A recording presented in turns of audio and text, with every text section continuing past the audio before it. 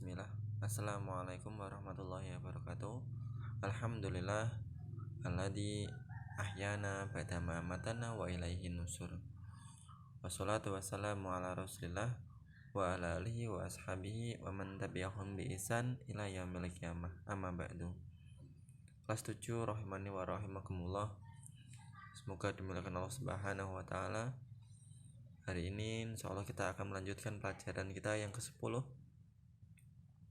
tafsir surat At-Takwir ayat 15 sampai 29.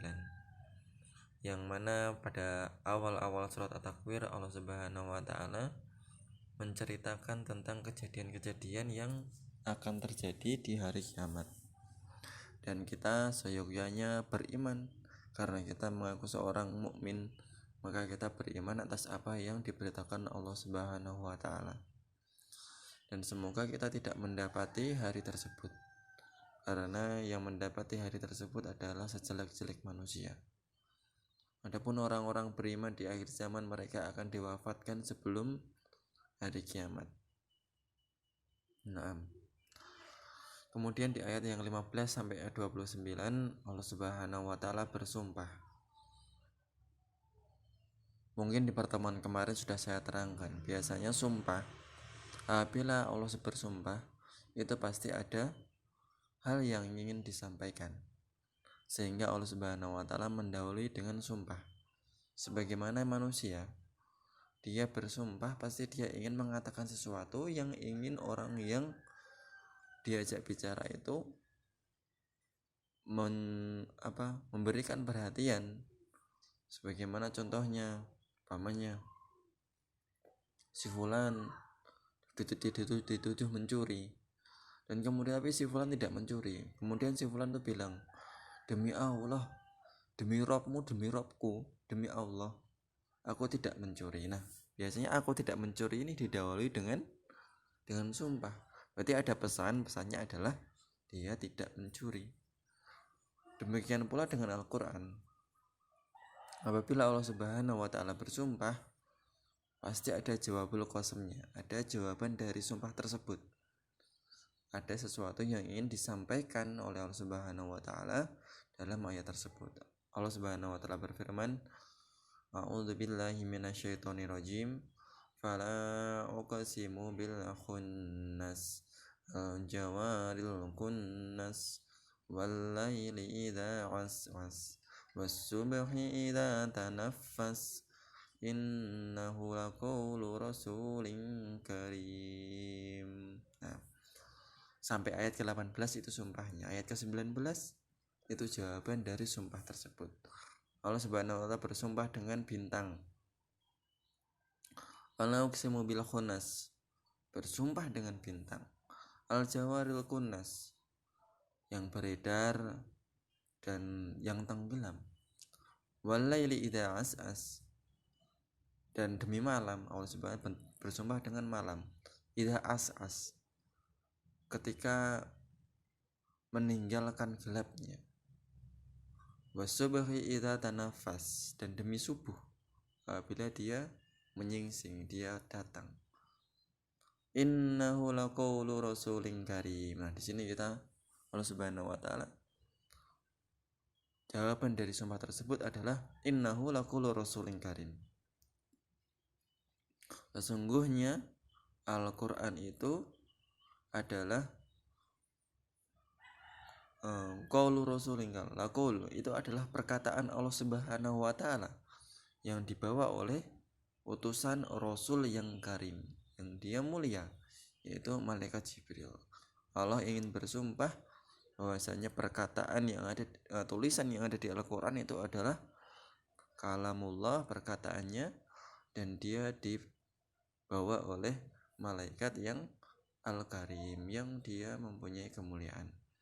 Dikuwatin yang dadil arsy makin, yang malaikat itu mempunyai kekuatan yang sangat hebat. Naam. Terus kemudian mempunyai kedudukan tinggi di sisi Allah yang mempunyai arsy. Muta'in sama amin, dia itu malaikat Jibril itu ditaati oleh siapa? Oleh malaikat yang lain. Pemimpinnya para malaikat muta, yang ditaati. Summa amin, dan yang amanah, ditaati serta amanah.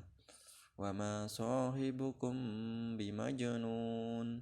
Wa ma sahibukum bimajnun, dan temanmu itu, temannya malaikat Jibril itu Muhammad, bukanlah orang yang majnun, yang gila, yang membawa perkataan Allah yang dibawa oleh malaikat Jibril disampaikan kepada Muhammad, dari Muhammad disampaikan kepada manusia menganggap dia gila.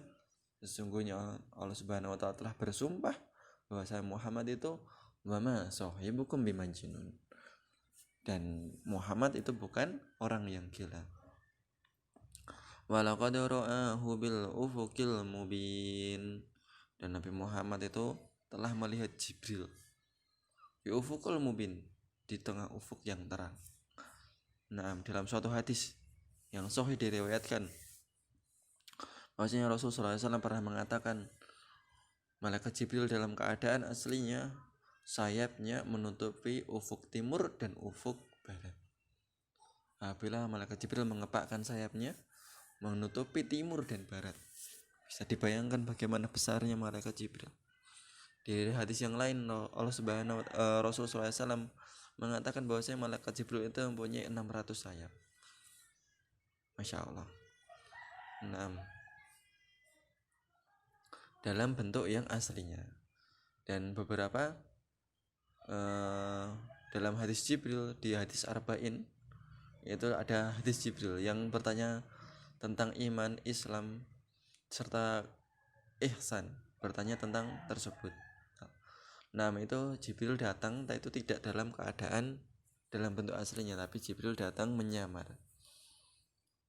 Nah, ada sahabat, apabila Jibril menyamar menjadi manusia, Jibril sering sekali menyamar menjadi sahabat tersebut.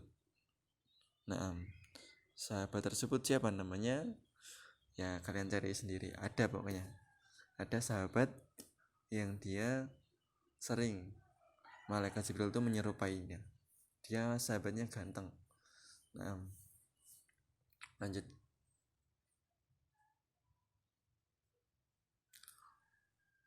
Wama huwa 'alal ghaibi bidonin, dan Muhammad itu bukanlah orang yang bakhil untuk menerangkan hal yang gaib. Wama huwa biqauli syaitonir rajim, dan Muhammad itu dan Al-Quran itu bukanlah perkataan setan, bukan perkataan setan.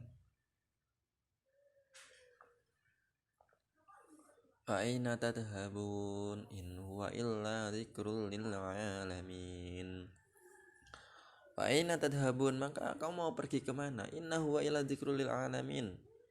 Sesungguhnya Al-Quran itu memang peringatan bagi alamin, seluruh semesta, seluruh makhluk Allah Subhanahu wa taala. Liman syaa minkum ayyastaqim, kepada siapa? Kepada siapa di antara kamu yang menempuh jalan yang mustaqim. Ayastaqim, menempuh jalan yang lurus. Bagi siapa yang ingin menempuh jalan yang lurus, maka Al-Quran menjadi pedomannya. Wa ma tasha'una illa an yasha Allahu rabbul alamin. Naam, dan kamu tidak bisa menghendaki menempuh jalan itu kecuali Allah juga menghendaki engkau menempuh jalan tersebut. Nah, semua ada di tangan Allah. Kita hanya bisa berusaha. Adapun hasilnya itu terserah Allah Subhanahu wa taala. Nah, faedah dan kesimpulan di sini, yang pertama, Allah bersumpah dengan makhluk-makhluk yang besar, menunjukkan keagungannya dan menunjukkan bahwa makhluk tersebut sangat penting bagi kehidupan makhluk. Yang kedua, jawaban dari Allah Subhanahu wa taala atas sumpah tadi sudah saya terangkan bahwasanya Al-Quran itu adalah perkataan Allah. Yang ketiga ada sifat dari malaikat Jibril. Yang pertama adalah dia kuat dan mempunyai kedudukan yang tinggi di sisi Allah, kemudian dia yang ketiga muta, dia ditaati, dan yang keempat amin, dan dia amanah atas pesan yang dibawanya. Yang keempat, bantahan terhadap orang-orang Quraisy yang mengatakan bahwa Rasul itu seorang yang gila. Nah, padahal mereka mengetahui dan menggelari Rasul itu dengan Al-Amin, orang yang dapat dipercaya sebelum Muhammad SAW diangkat menjadi nabi. Yang kelima, Al-Quran adalah dzikrul lil alamin, peringatan bagi seluruh yang ada di muka bumi ini, dan dia juga suatu petunjuk bagi siapa? Bagi orang yang menghendaki berjalan di atas jalan yang benar. Nah, yang keenam, kehendak dan keinginan manusia itu tahta masyiatillah, di bawah kehendak Allah. Bila Allah tidak berkehendak, maka tidak akan terjadi. Maka apabila kita ingin melakukan sesuatu, maka bilanglah insya Allah. Insya Allah berarti jika Allah menghendaki. Nah, aku qouli hada, subhanakallahumma wa bihamdika, asyhadu an la ilaha illa anta, astaghfiruka wa atubu ilaik. Assalamualaikum warahmatullahi wabarakatuh.